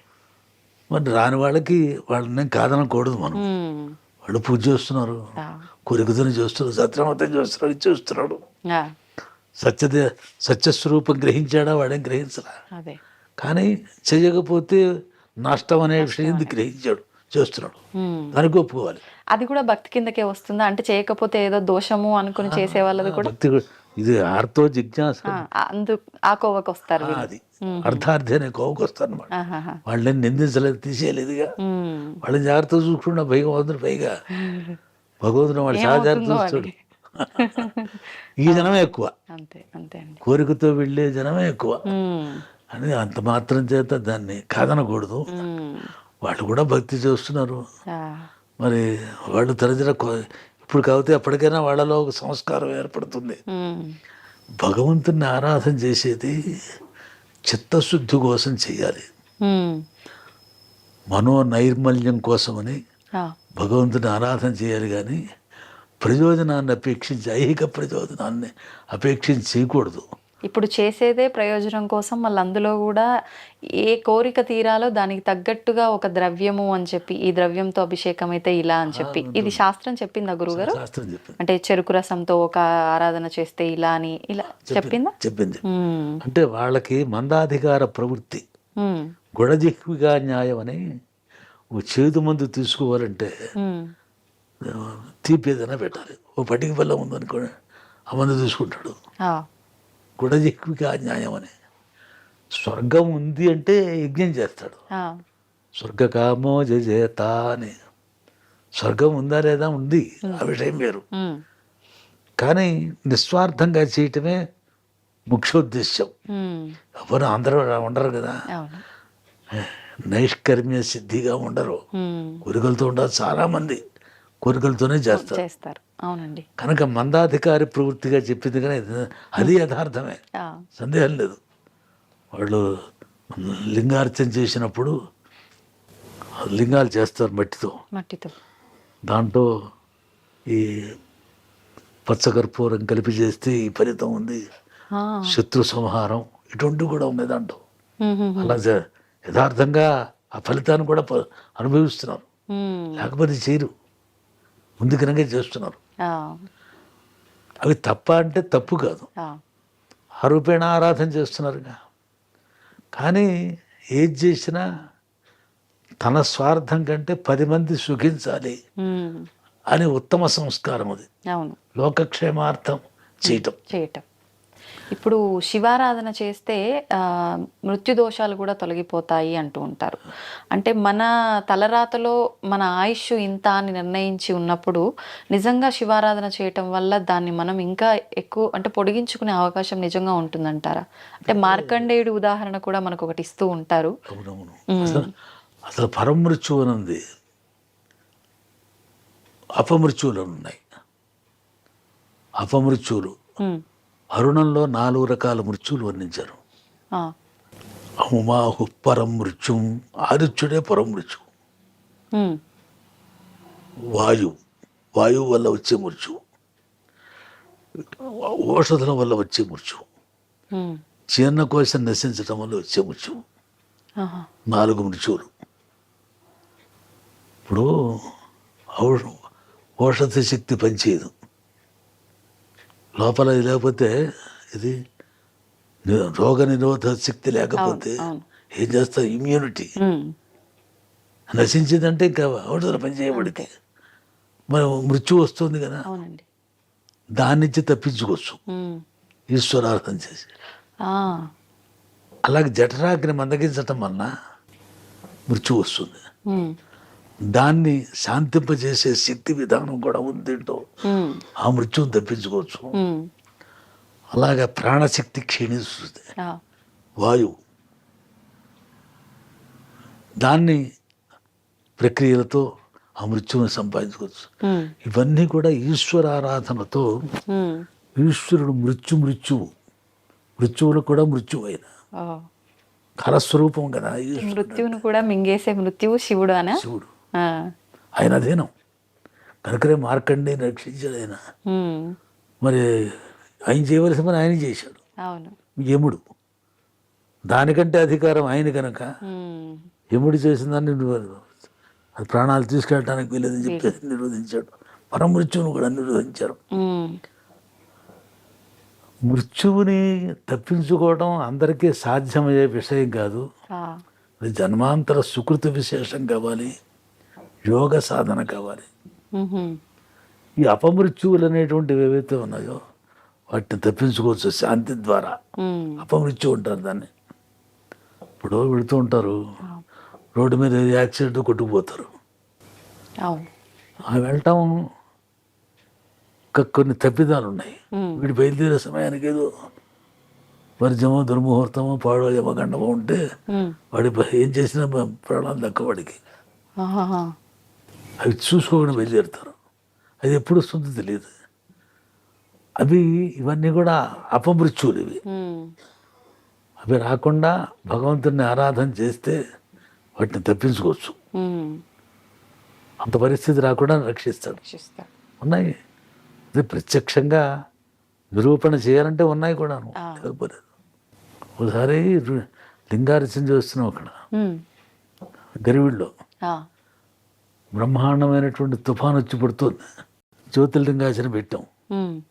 వాళ్ళు పేపర్ వాళ్ళు వచ్చారు, లైక్ మీడియా. ఉహుం.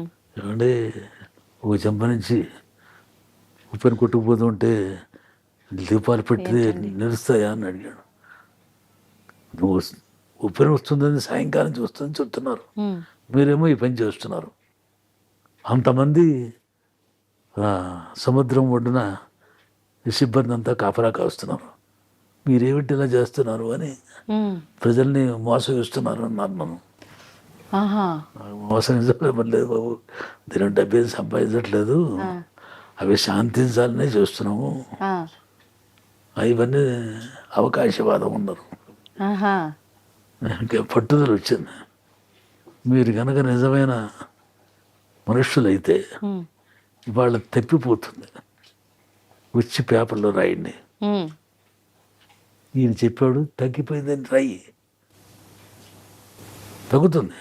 తన శక్తి క్షీణింపజేస్తాం. ఆ. క్షీణించిపోయింది. బ్రహ్మాండమైన పేపర్లు చేస్తున్నారు.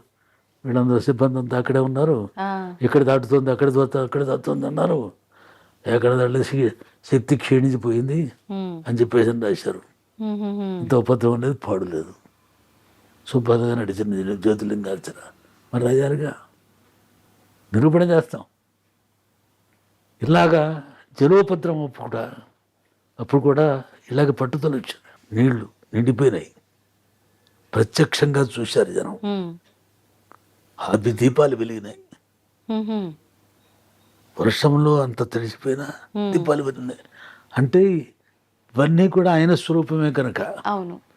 ఆ స్టెబిలిటీ వీళ్ళలో ఉండాలి. ఇవన్నీ ప్రదర్శనల కోసం చెప్పేవి కావు. ఆ. భగవంతుణ్ణి ఛాలెంజ్ చేయకూడదు. న్యాయంగా ఉమ్. భగవంతుని అడ్డం పెట్టి మనం చేయకూడదు, ఆ. కానీ చెయ్యాలి. చెయ్యాలి. కొన్ని సందర్భాలు వచ్చినప్పుడు ప్రజలకు అర్థం కావాలి కదా. అవునండి. అది కాకుండా మనలో స్టెబిలిటీ ఉందా లేదా, ఉమ్. నిశ్చయాత్మక బుద్ధి కావాలి. దీంట్లో ఉమ్. భగవంతుని ఆరాధనలో నిశ్చయాత్మక బుద్ధి కావాలి. ఉమ్. అంటే సంకోచం ఉండొద్దు అన. ఉండకూడదు. ఉమ్. ఇది వేదా ప్రమాణాశ్యు అనకూడదు. ఆయన మురారే కుమారుల బట్టని ఉమ్. ఆయన బౌద్ధులతో వివాదం వచ్చింది. వాళ్ళు వేద ప్రమాణం వాళ్ళు ఒప్పుకోరు. ఆహా. ఇది వేదా ప్రమాణాశ్యు అన్నాడు ఆయన. వేదముల ప్రమాణమైతే అన్నాడు. ఆ. మోకాలు కొట్టుకుపోయింది. ఈ మాట కనుక అనకపోతే కొండ నుంచి దూకాడు ఆయన. ఉమ్. వేదముల ప్రమాణం అయితే నాకు కలగకూడదు అనుకో. ఇది ఇది అనకూడదు. ఇంకా వేదముల ప్రమాణం అంతే లెక్క. నిశ్చయాత్మక బుద్ధితో ఉండాలి, అప్పుడు రక్షణ చేస్తాయి. అది లేక వికల్పాత్మకంగా ఉన్నారు కనుకనే ఫలితాలు పొందట్లేదు. ఉమ్. ఏమవుతుంది కాబోతుంది, అవుతుంది కాబోతుంది. దానిగా చీయటానికి వీడైనా దేవుడా? మనం దేవుడు కాకపోవచ్చు, కాకపోవచ్చు. ఆ దేవుడిని విశ్వసించాం. మనం అవును. విశ్వసించాం, ఒకరు మొత్తంతో మాట్లాడలే. ఉమ్. ఒక్కొక్కప్పుడు వస్తాయి అవి, ఏం చేస్తాం. అవును. వాళ్ళు అడుగుతూ ఉంటారు, ఉమ్. ప్రశ్నలు వేస్తారు. ప్రతిష్ఠ చేయించాము, ప్రతిష్ఠ చేస్తే వాళ్ళందరూ కర్రలు పుచ్చుకొచ్చారు. ఉమ్. విగ్రహం పగిలిపోయింది. వాళ్ళ తప్పది, ఆ. విగ్రహం పగిలిపోయింది. పగిలిపోతే మీరు వదిలేసిండయా, మంచి విగ్రహం తీసుకురండి చేయిద్దామన్నా. ఉమ్. మేమేదో పొరపాటు చేసామన్నట్టుగా కొడతానికి వచ్చారు. ఆహా. అందరూ మూర్ఖులు. ఉమ్. ఉమ్. చదువుకున్న వాళ్ళు ఉన్నారు, చదువుకున్న మూర్ఖులు డాక్టర్లు ఉన్నారు. సరే అయిపోయిన తర్వాత జపం అవుతుంది, ప్రతిష్ఠ చేస్తున్నాం. ఉమ్. చేస్తుంటే మీ బ్రాహ్మణులు పోషించుకోవడం, పొట్ట పోషుకోవడం కోసం చదివితే ఏంటో ఏదంతాను అని వాళ్ళు హేతువాదులు అంటారు. తప్ప ఎవరిని పోషించడం మాకేం పని, ఉమ్. రమ్మన్నారు చేయిస్తున్నాం. ఏం పలుకుతాడు దేవుడు? పలకడానికి అక్కడ ఏముంది? నీకేం కావాలన్నా, ఏం కావాలన్నా ఉమ్. రేపు పొద్దున్న చూపిస్తాను, ఏం కావాలను. ఆహా. అక్కడ దేవతాత్వం ఉందో లేదో చూపిస్తాను. రాత్రి ప్రాణశక్తి ఉపాసన చేశాం. మొన్నటి ప్రాణ ప్రతిష్ఠ చేసినప్పుడు అయిన తర్వాత రమ్మని ప్రేట్ చేసుకుని ఉమ్. పెట్టాడు. లెఫ్ట్ కొట్టుకుంటుంది, Heart జీవుడు కొట్టుకుంటుంది. మన మాట వింటాడా అడుగు చెప్పమన్నా. ఆ. అంత పట్టుదల వచ్చింది. ఒక కొట్టడానికి వస్తున్నాడు. అదే. ఏదో లోకం వాళ్ళు ప్రతిష్ఠ చేయటానికి పలు పిలిచారు, ఆ. దానికి వెళ్ళారు. నేను ఆహాహా. అన్నారా, లోకం అందరూ ఈ విధంగా అంటే ప్రతిష్టలే చేస్తారు. అవును. అవును. అలా నిదర్శనాలు చూపించాలి, తప్పదు. ఉమ్. మీరు అన్నట్టు సందర్భానికి తగ్గట్టుగా తప్పదు ఇలాంటి సందర్భాల్లో. అది అహంకారంతో కాదు. ఛాలెంజ్లు ఎప్పుడు పడితే అప్పుడు తీసుకోకూడదు. ఉమ్. కావలసినప్పుడు దానికి భగవంతుడే చేస్తాడు ఆ పని. అంతే. అంతే. భగవంతుడు చేశాడు కానీ మన ఇదేం కాదు అక్కడ. ఉమ్. అలా నిశ్చయాత్మక బుద్ధి ఉండాలి ఆ. ప్రతి మనిషికి కూడా. వికల్పంతో ఉండకూడదు. నిశ్చయాత్మక బుద్ధి కనుక ఉంటే తప్పకుండా దాని ఫలితం వాళ్ళు అనుభవిస్తారు. హిందూ సంస్కృతిలో, భారతీయ సంస్కృతిలో ఇది సడలిపోయింది. ఇంకా నమ్మకం పూర్తిగా లేదు. ఎందుకంటారు గురుగారు? నమ్మకం ఎందుకు పోయింది అంటారు? విజ్ఞానం కొంత ఎక్కువ అవుతుంది కదా. విజ్ఞానం ఉండొచ్చు, అంటే టెక్నాలజీ పెరగటం వల్ల అనుకోవచ్చా? పెరగచ్చు. పెరిగినా ఇదేమో అబద్ధం కాదుగా. అంతే. అది పెరిగినా ఇవేమో అబద్ధం కాదు. కానీ దౌర్బల్యం ఏర్పడిపోయింది మనుషుల్లో, ఒక విధమైన దౌర్బల్యం. పూర్వం ఆ దౌర్బల్యం ఉండేది కాదు. ఇప్పుడు శివరాత్రికి వాటికి కార్యక్రమాలు చేయించడానికి పెడతాం. ఆ ఉప్పర్లు వాళ్ళు అక్కడ చెరువు దేవుడికి వస్తున్నవాడు. ఓసారి ఇలాగే ఉప్పర్లు వచ్చారు. ఆ అమ్మాయిని, ఆడమ్మాయిని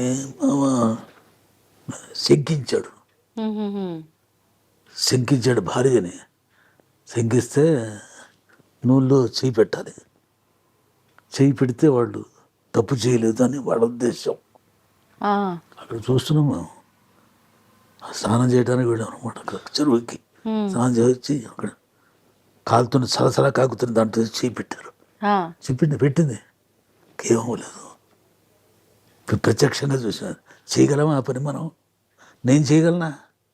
ఏ మంత్రాలు ఉన్నాయా? అక్కడ ఏమిటి? అక్కడ దృఢ విశ్వాసం, పరాకాష్ఠ, ఇది సత్యం. అనేకం చూసాం ఇలా విధంగా. మరి వాళ్ళలో స్టెబిలిటీ లేకపోతే దైవానుగ్రహం వాటికి దూరం అయిపోతాం. ఏదో చేస్తున్నారు కనుక చేస్తున్నాం, ఫార్మాలిటీ. అలా చేయకూడదు, అంకిత భావంతో చేయాలి. ఇది వ్రతం. ఇవాళ వ్రతం చేయాలి. ఏ పద్ధతులు ఉన్నాయో నియమాలు పాటించాలి. నిశ్చయాత్మక బుద్ధులు చేయాలి. తప్పకుండా కలుగుతుంది. సత్యనామతంలో కూడా చూస్తాం కదా. అవునండి. సంతతి ప్రాప్తికామ్యయా, సంతానం కలుగుతుంది అనే ఉద్దేశంతో రాజుగారు చేస్తున్నాడు. అవును. సంతానం కలిగితే చేస్తానన్నాడు వాడు వైశ్యుడు. అంటే వాడు నిశ్చయం లేదు. కలిగింది, సంతానం కలిగింది, చేశాడా? మళ్ళీ పెళ్లి బాధ్యత పెట్టాడు. చూస్తున్న కథ వింటున్నాం. ఈ కథల్లో ఉన్నటువంటి తాత్పర్యం ఏమిటి? ఏం తెలుసుకోవాలి?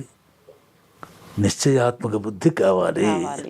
వాళ్ళు ఫలితాన్ని పొందుతున్నారు, ఇది తెలుసుకోవాలి. ఎన్నో చూస్తున్నాం, మనం తెలవలేస్తే సత్యనామతం చూస్తున్నాం, కానీ అది రావాలి. ప్రతి మనిషికి కూడా ఆ నిశ్చయాత్మక బుద్ధి కనుక ఉన్నట్లయితే ఈశ్వరానుగ్రహం చేరువలో ఉంటుంది. వికల్పంగా ఉంటే ఎంతకాలానికి వీడికి రాదు. వాడి ఫలితాలు వస్తాయి. ఏదో కోరికలు, మొక్కుబళ్ళు ఏవో వస్తూ ఉంటాయి. భగవంతుడు రక్షణ చేస్తాడు, వెళ్ళిపోతాడు. ఇది భగవన్ లీల. అది మరి ఏం చెప్పలేము. అది మరి అవే నిజమని చెప్పేసి అనడానికి వీల్లేదు. కాదంటానికి చాలా మంది మరి మొక్కుబడులతో వెళుతున్నారు. వెంకన్న బాబు గుడికి వెళ్ళానంటే ప్యాస్ అవుతున్నారు, వాళ్ళ పనులు అవుతున్నాయి. లేకపోతే ఎందుకు పెడతారు వాళ్ళు? వీళ్ళందరినీ రక్షిస్తున్నాడా లేదా? నమ్మకంతో పెడుతున్నాడా? పని అవుతుందో నమ్మకం, అంతే. దైవం మీద నమ్మకం కాదు. దైవం మీద నమ్మకం కలగాలి. అదేమీ మూఢ నమ్మకం కాదు అని చెప్పేసి గ్రహించాలి. అప్పుడే ఆర్ష సంస్కృతి బాగుపడుతుంది. వాటికి తగ్గ విధానాలు కూడా కావాలి. ఏవో తెలిసి తెలియని పూజలు, తెలిసి తెలియని విధానాలతో పెడితే ఇదంతా కూడా గారడిగానే ఉంటుంది. గారడివాడు జ్యోతిష్యాలు చెప్తారు కూడా, నీకు ఇది ఉందా, అది ఉందా, అది ఉంటుంది అంటాడు. ఎన్నో చూపిస్తాడు గారడి చేసిన తర్వాత డబ్బులు అడుక్కుంటాడు. ఆ రూపాయలు ఎన్ని తీసాడు దాంట్లో వచ్చి, డబ్బాలు వచ్చి. మరి వాడు మళ్ళీ అడుక్కోవటం ఏంటి? అంటే దాని అది ఊరికే మోసం. అది ఈ గారడి విధానంగా తయారైపోయినాయి కర్మలు లోకంలో. గారడి విధానంగా తయారైపోయినాయి. అలా ఉండకూడదు. యథార్థమైనటువంటిది నమ్మాలి. దాన్ని ప్రచారం, విధి విధానాలను ప్రచారం చేయాలి, విధి విధానాలను పాటించాలి. అప్పుడే ఆర్షధర్మం నిలబడుతుంది. ఇవన్నీ ఆర్షధర్మం కిందకు వచ్చినవే. పండగలు చేస్తూ ఉంటారు, పరిస్థితి వాతం చేయటానికి సిద్ధమైపోతున్నారు. శ్రీరామును ఎప్పుడు అప్పుడు ఇప్పుడు అంటాడు. అసలు శ్రీరామును చేయవలసిన పని ఏమిటి? నువ్వు అది చేస్తున్నావా? శ్రీరామను జయంతి చెయ్యాలి, కళ్యాణం చేస్తున్నాం. చేయవలసిన పని అదేనా? మరి ఎందుకు చేస్తున్నాం అంటారు? అదంతే, భద్రాచలంలో చేస్తున్నారు కదా, మనం చేస్తున్నాం, అలవాటు అయిపోయింది అది. కానీ ఆ రోజు చేయవలసింది అది కాదు. ఈ విషయం గుర్తించకుండా ఇవాళ రేపా ఇవాళ వాళ్ళకి మా వైష్ణవ పద్ధతి ఒక రకంగా ఉంటుంది, స్మార్త పద్ధతి ఒక రకంగా ఉంటుంది. కాలాన్ని నిర్ణయించిన ధర్మశాస్త్రాలు వాళ్ళది వాళ్ళు పాటించుకోవాలి, వీళ్ళది పాటించుకోవాలి. అవన్నీ కూడా వీళ్ళకి తెలియదు కదా. వీళ్ళకి పంచాంగంలో ఎదురు రాస్తే చేస్తారు, 10 మంది చేస్తే చేస్తారు. 10 మంది చేసేటప్పుడు వీళ్ళందరూ కూడా ఒక కాల నిర్ణయం, దాన్ని బాగా గుర్తించాలి. ధర్మశాస్త్రం ఏ సమయంలో ఏవి ఎలా చేయమందో అవి గుర్తించాలి. అవి మరుగుపడిపోయినాయి, చాలా విషయాలు మరుగుపడిపోయినాయి. చివరికి ఆ వివాదాల కింద తయారైపోయినాయి, అపహాస్యం కింద తయారైపోయింది. ఇది చేసిన వాడు చేస్తారో వదిలేదు, అదంతా మూఢనమ్మకం అంటారు. చూసుకున్న వాడు ఏదో చేయాలి కనుక చేస్తాం. ఉపవాసం ఉన్నా లేకపోయినా చేసే ఉంటాడు. రాత్రి తెల్లవాళ్ళు సినిమా చూస్తూ కూర్చుంటాడు, జాగరణ చేసే ఉంటాడు. కాలాన్ని అట్లా టైం పాస్ చేయడం వరకే, ఇంకా అదే జాగరణ. సద్వినియోగం చేసుకోవాలనే దృష్టి లేదు. జాగరణ చేసి ఈశ్వర ఆరాధన చేయటం, ఈశ్వర కథలు వినటం, ఆ రోజుల్లో దాని మీద ఉంచాలి మనస్సుని. ఇవి వాడు చెప్తే చేట్ల బేకర ఆడేవాడు, కొంతమంది జాగరణ చేసే ఉంటాడు. వాడు ఏం చెప్తుంది దానికి? ఇలాగ సంస్కృతి అనేక రకాలుగా తయారైపోయింది, అసలైనటువంటి ధర్మం పాడైపోయింది. వీటి నుంచి మన ఆర్ష జాతి బాగుపడాలనేటువంటి ఉద్దేశం కోరుతున్నాం. వాళ్ళు కూడా, జనం కూడా తెలుసుకోవాలి, యథార్థ స్థితిని తెలుసుకోవాలి. తెలుసుకోవటానికి తగినటువంటి ఉపాయాలు వీళ్ళు కూడా జాగ్రత్తగా చెప్పాలి. మనకు తెలిస్తే తెలిసినట్టు చెప్పాలి. నన్ను మీరు ఏదో అడుగుతారు, నేను చెప్పకపోతే ఈ శాలువకు విలువ లేదు, ఏదో చెప్పాలి. నేను చూసి చెప్తాను, ప్రమాణ వాక్యం వీడు చూడాలి, ముందర చూసి తర్వాత చెప్పాలి. అప్పుడప్పుడు అడుగుతారు, ఏదో చెప్పేస్తాం. ధర్మ సందేహాలు చూస్తూ ఉంటాను, చాలా మాటలు ఏదో తోచింది చెప్పేస్తూ ఉండటం. వాటి వల్ల ఏమవుతుందంటే యథార్థము దూరం అయిపోతుంది. వాస్తవం అండి. కనుక తెలుసుకుని చెప్పాలి. 10 మందికి సందేహాలు కలుగుతాయి, తెలుసు. సొప్పదొంటు ప్రశ్నలు ప్రజలు అడిగేవి కూడా దాంట్లో ఉన్నాయి. సరి అయిన ప్రశ్న వేయాలి. పరిప్రశ్న సేవయా, పరిప్రశ్న కావాలి. ఉపదేక్షంతే జ్ఞానం, జ్ఞానిన తత్వదర్శన. అలా వాళ్ళు కూడా మనకు తెలిసిన విషయం యథార్థంగా శాస్త్రం ఏం చెప్తుందో దాన్ని చెప్పాలి. మనకు తోచినట్టు మనం చెప్పకూడదు, దానివల్ల పాడైపోతున్నారు. వాళ్ళ అజీర స్వామి వారు మాట్లాడుతున్నాడు, ఇంత విద్వాంసుడు అలా మాట్లాడటం తప్పు కదా, తెలియని మాటలు ప్రజల్లో పాడు చేస్తున్నారు. ఏదో భక్తిగా ఉంటారు, వాళ్ళ భావం వాళ్ళది. నీకు భక్తి లేకపోతే వదిలేసి నీ భావాన్ని రుద్దద్దు. మేధావంతుడైనటువంటి వాడు ఒక తప్పు మాట మాట్లాడితే ప్రమాదం ఉంది. చిన్నప్పుడు ఆర్య సమాజం ఈశ్వరారాధన చేస్తుంటే గింజలు పడ్డాయి, ఎలుకలు వస్తున్నాయి, లాక్కుపోతున్నాయి. ఇది బీజం. 5 సంవత్సరాలు తనకి తన నెత్తి మీద పడ్డ గింజలను తను ఎత్తుకోడాడు. వాడిని ఆరాధన చేయటం ఏంటి పట్టింది. విగ్రహారాధన పనికిరాదు అని పెట్టేశాడు. ఇది నాటుకుపోయింది అతను. ఈశ్వరుడు దయామయుడు, ఆయన మీద పడ్డటువంటి గింజలు ఆ రూపేణ ఈశ్వరుడు తీసుకుపోతున్నాడు. ఎంత దయామయుడు అనుకుంటే ఇది ఈ మతం అనేది ఇంకా జత విగ్రహారాధన పనికిరాదు అని పెట్టేశాడు. చూసారా, ఒక మేధావంతుడు తప్పు విషయాన్ని తనకు తోచిన విషయాన్ని ఇప్పుడు మతం అవుతుంది అది. అవును. ఈ మతాల వల్ల ఏమవుతుంది, భిన్న భిన్న రూపాలు తేలిపోతున్న మనుషులందరూ కూడా వాళ్ళ అభిప్రాయం వాళ్ళు చెప్పేస్తే ఎలా కుదురుతుంది. మేధావంతులైన వాళ్ళు, విద్వాంసులు చాలా జాగ్రత్తగా మాట్లాడాలి. అనవసరమైన విషయాలు జోలు పోకూడదు. వాళ్ళు కొన్ని లక్షల మంది, కోట్ల మంది ఇవాళ కాదు చాలా కాలం బట్టి పాటిస్తున్నారు. అవును. ఈ శంకర్ల వారు సిద్ధరామనాయ పీఠాలు స్థాపన చేయలేదు, ఎవరో స్థాపన చేశారు. ఇవన్నీ ఈ మాటలన్నీ కూడా ప్రజానీకానికి పెడదామని పెట్టేటువంటి మార్గాలు ఉన్నాయి. ఇక్కడ స్థితి కూడా మన అడిగారంటే శాస్త్రం తెలిసి మనం మాట్లాడాలి. ఎవడిష్టం వచ్చినట్టు వాడు మాట్లాడకూడదు. దాంతోనే సంస్కృతి దెబ్బతింటోంది, సనాతన ధర్మం అంతా కూడా పాడైపోతుంది. దీన్ని బాగు చేయాలి. ఇవన్నీ ఇటువంటి పరికరాలు చాలా ఉపయోగిస్తాయి. సద్వినియోగం చేసుకుని ప్రజలకి యథార్థమైనటువంటి స్థితిని అందజేయటం, ప్రజాక్షేమాన్ని కోరటం, ఇవి ఈ సాధనాల వల్ల ఉపయోగాలు. సద్వినియోగం చేస్తారని కోరుతున్నాము. ధర్మస్య జయోస్తు అధర్మస్య నాశోస్తు ప్రాణిషు సద్భావనాస్తు విశ్వస్య కళ్యాణమస్తు. శివరాత్రి అందరికీ కూడా శుభం కలగాలి. పరమేశ్వరుని యొక్క అనుగ్రహం పరిపూర్ణంగా అందరికి కావాలి. యామ పూజలు విధానం అంతా కూడా తెలుసుకుని ఆచరించండి. ఇది మా కోరిక. ఓం తత్సతు. సంతోషం అండి. నిజంగా మీరు అన్నది వాస్తవం. ప్రతిదీ కూడా ఒక ఆధారం లేకుండా ఆచరించిందే ఏది చెప్పొద్దు. నిజంగా చెప్పే స్థాయిలో ఉన్నప్పుడు, అంటే ఒకరు అని మనం అనంగాని చెప్పే స్థాయిలో ఉన్నప్పుడు విని నలుగురు ఆచరిస్తారు అనే భావనలో ఉండే వాస్తవాన్ని చెప్పగలగాలి. వాస్తవం అది మాత్రం. సంతోషం అండి. నిజంగా మీరు చెప్పిన చాలా చాలా విషయాలు అయితే నేను నిజంగా వినని విషయాలు చాలా నేను విన్నాను ఈరోజు మీ మాటల ద్వారా. అవకాశం ఉంటే మరికొన్ని విషయాలు మనం మాట్లాడుకోవాలి తప్పకుండా. ధన్యవాదాలండి.